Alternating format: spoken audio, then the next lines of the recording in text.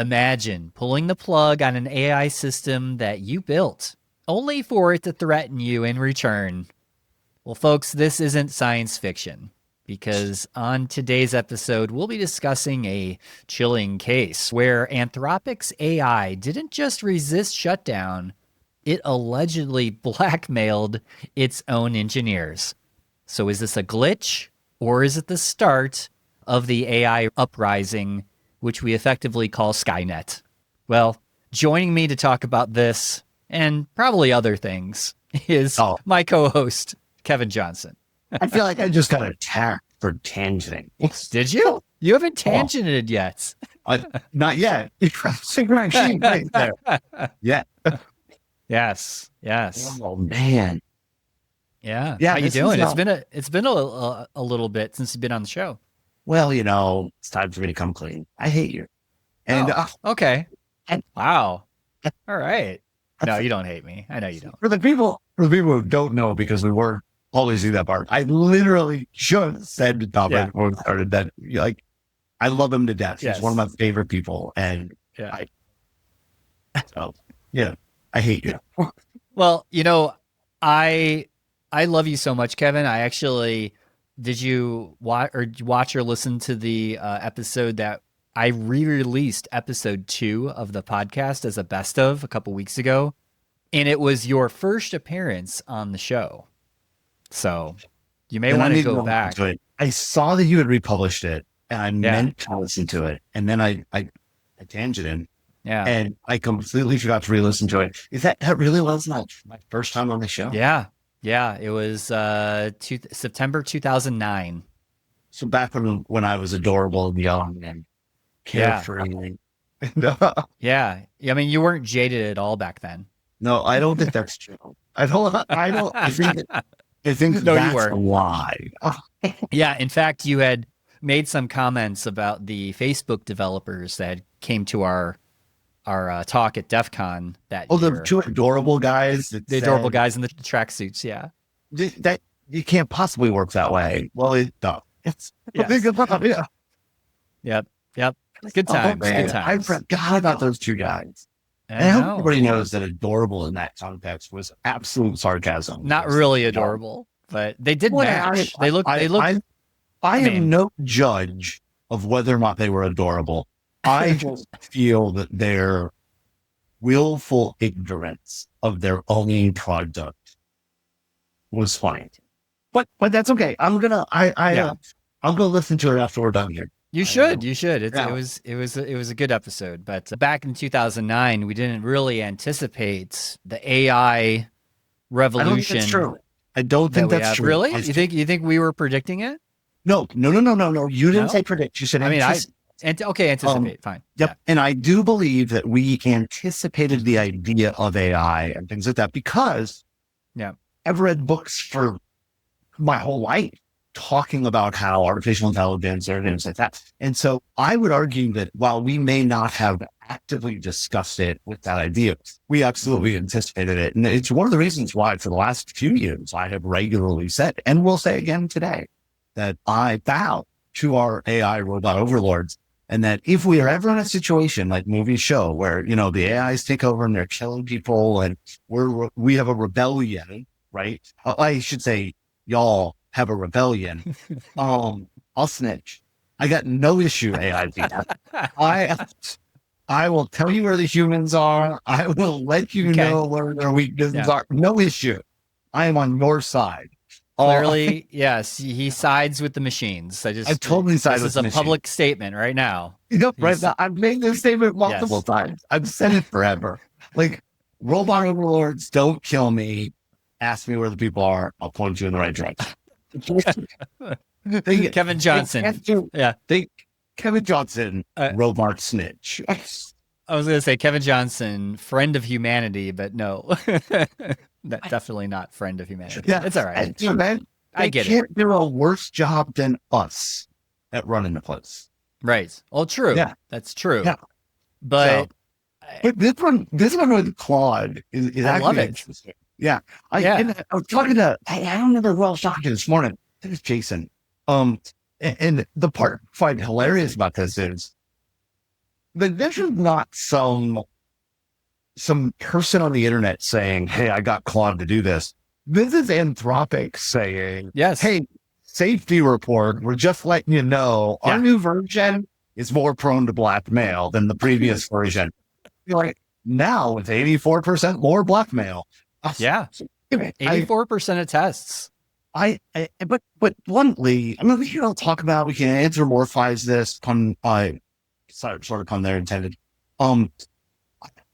To me, this makes sense, right? Like, if you think about, like, we put, what is that word where you anthropomorphize, I think? No, it's like we project emotion and feeling and purpose to inanimate objects, right? And all the time, right? Like, have you seen the code hook? That's the drunken fighting octopus, right? And it's simply a 2-hook code hook that's got like a bulbous top that attaches to the wall, and there's 2 holes for screws to hold it in place.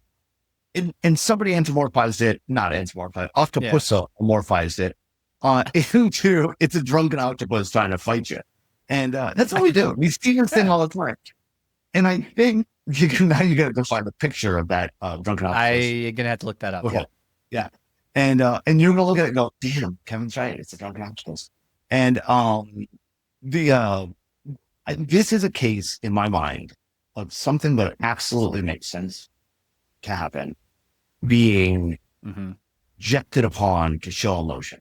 This is not Claude, unless, it's become sentient, and I'm just not aware of this. I didn't see that in the safety report.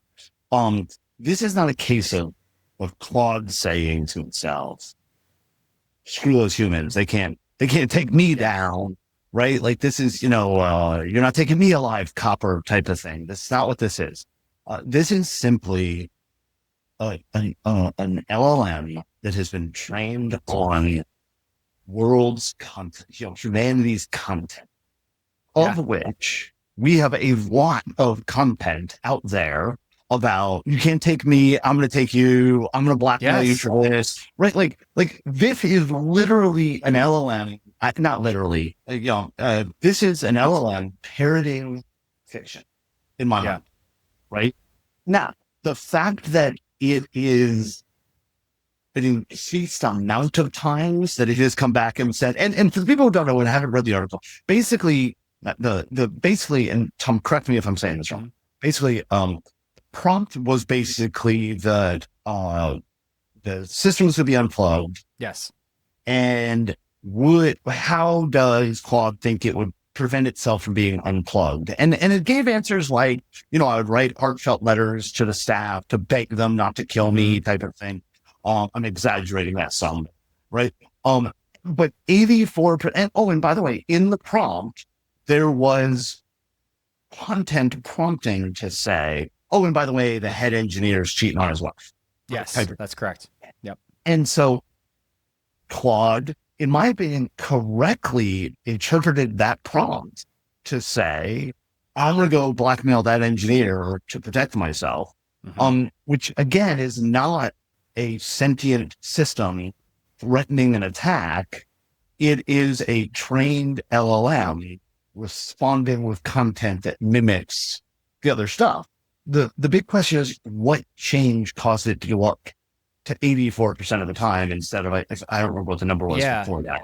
Right, you know what I'm saying? Like this is not a stinking being saying, try to take me. Like, I'm watching this show called Mobland. It's, you log in and it's like, hey, here's a new show you might be interested in. And in one of the scenes, whatever, spoiler alert, that one of the bad guys, one of the mob people, is trying to find their kid, and they threaten to hurt the kid of a different mob person, right? That is a sentient being saying, you hurt mine, I'm going to hurt yours. Right. Which is, that's a sentient being reading a script, which, bluntly, is what Anthropic is doing, right? Claude is reading a script. The script is go on here and learn all this stuff and then build your own scripts based on this stuff. Yes. Right. So yeah, I mean, it goes back to the LLM is going to base its response on basically what it's learned.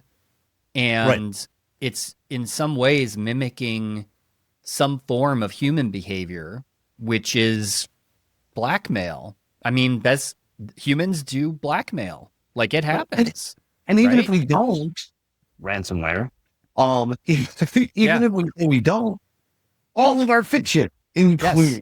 Yes, it does. You know what I mean? Like this is, and that's why I say it's like this is fascinating to me. It's awesome to me. The thing I would like an answer to, and I don't know that Anthropic could even provide an answer if they wanted to, is okay. What dip switch? Call back to the past. What dip switch did you flip to make Claude respond more eagerly than it did before? Mm-hmm. Right? Like, that's the big question for me. What happened?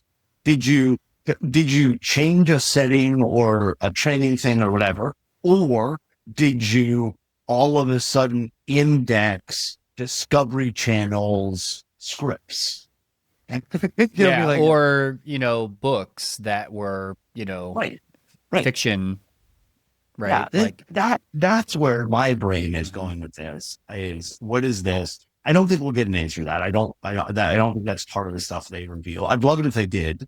I do think it's important to point out that my understanding based on what I've read, what I've looked at otherwise is that all LLMs that they have tested this way respond with blackmail at least some of the time, right? Like this is not right. We found the one evil LLM.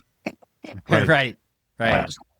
I guess it brings up the topic for me of like AI safety, and this is coming up a lot more. And honestly, I'm glad that Anthropic is testing these scenarios because this is a great concern, I think, of the more we allow AI to automate things and we start to begin to trust it, to do certain tasks. I think we have to only allow those types of AIs that have been thoroughly tested from a safety perspective and from an ethics perspective, that these types of things don't happen, or if they do happen, there is a small chance. And then we're of course willing, depending on what the activity is that the AI is doing, that we accept that risk. Right. I think it's a fascinating time for, and we've seen the advancements. I mean, especially, Anthropic, Claude is probably one of the most advanced, if not the most advanced, I think even more than ChatGPT at this point, right? I'll be honest, I've stopped using ChatGPT entirely. And for the stuff I use it for, I use Claude. So it's just a fascinating evolution to see that we are now at this point of we really have to talk about the ethics and the safety of these AI systems. It's going to become a big deal, much, much bigger deal. So, yeah. Awesome. Yeah. And I thought this is just a great one topic for an episode that we can discuss. There's obviously, almost every episode now we're touching on AI. It's, from some aspects because it's so out there now. And Kevin, you just look at our industry now, right? Like, we just finished RSA, and of course everybody's coming off of the vendor AI everything. But I think we're now, the more conversations I have with people, everybody's using AI in some way, shape, or form at this point. At least in our industry. Let's be clear. If you're not, if you think you're not paying attention, because even if you're not directly going into an LLM and querying it and prompting it, the results you get on search engines, the results you get on the system, those are all at some level being fed by AI. Yeah, customer support, telephone lines, and chat bots, all of that is changing. Yeah, I was just talking to Anti-Siphon because I'm re-recording one of our courses for them. Like, we've done updates. Let's record the new version and let's do stuff on the system. And I'm doing we met for the tech check today. They were like, yeah, okay, when you're recording, if you need to retake something or do something, just say editor. I'm like, what? Yeah. Like, and they'll join and they're like, no, um, Wow. the first pass we take, we run it through an AI system. It identifies the word editor and marks it as a place that we have to go in, that the editor has to manually go check what needs to happen. Wow. And I'm like, that's awesome. Because what I used to use, I still do. I have a dog training clicker, you know, they're like the handheld, and it clicks and the noise is supposed to like associate it with the dog. I use it for that purpose, and I'll literally click it next to the mic because it spikes the audio track. Yeah. And I can go if I say something, I'm like, no, I need to say that like I get stopped or whatever. I'll click it so I can go right to that spike, edit it, and go on. And they just do it with AI. Like, that's awesome. Yep. Yeah, this whole podcast is edited through AI through Descript, which is the tool that I use.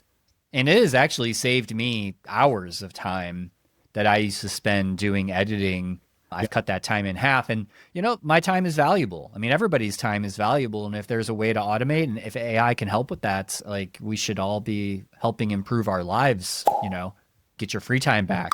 Very important, right? Absolutely. So. Absolutely.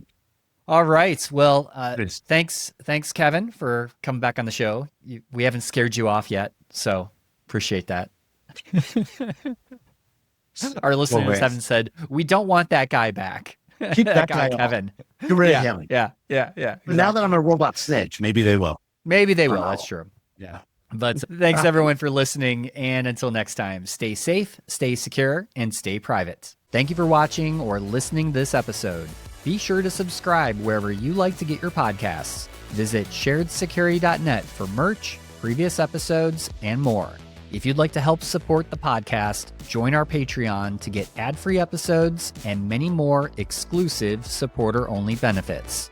Visit sharedsecurity.net/supporter for more details.